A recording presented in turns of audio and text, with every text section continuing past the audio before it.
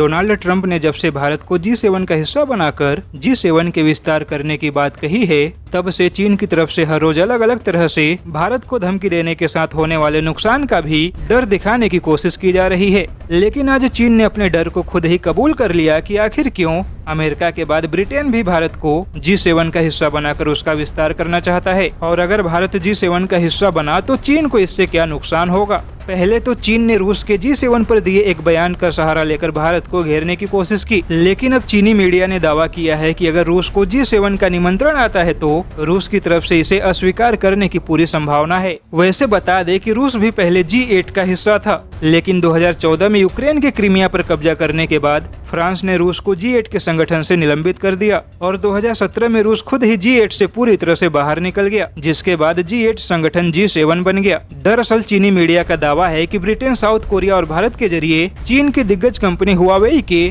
5G technology के बाजार और व्यापार को खत्म करना चाहता है, और अगर भारत G7 का हिस्सा बन जाता है तो इसकी पूरी संभावना है कि पश्चिमी देशों की मानसिकता भारत के ऊपर हावी हो जाएगी और चीन के हाथ से भारत जैसा बड़ा बाजार निकल जाएगा। चीन का दावा है कि G7 की अगले बैठक में 5G के विस्तार को लेकर सुनियोजित तरीके से चर्चा होगी, और अगर भारत, ऑस्ट्रेलिया और साउथ कोरिया भी G7 का हिस्सा बन जाते हैं तो यूरोप और अमेरिका को भारत के रूप में एक बड़ा बाजार मिलेगा। वहीं साउथ कोरिया और ऑस्ट्रेलिया के रूप में टेक्नोलॉजी का सपोर्ट भी मिलेगा, और यह सारे काम आसानी से एक ही मंच पर किए जा सकेंगे। ऐसे में चीनी अखबार ग्लोबल टाइम्स का दावा है कि अमेरिका और ब्रिटेन अपनी इन कोशिशों से चीन की कंपनियों को व्यापारिक मुद्दे पर अपाहिज बनाना चाहते हैं। ऐसे में देखा जाए तो चीन के इस बयान से साफ नजर आता है कि चीन को अब अपनी कंपनियों के आर्थिक मोर्चे पर अपाहिज होने की आशंका डराने लगी है।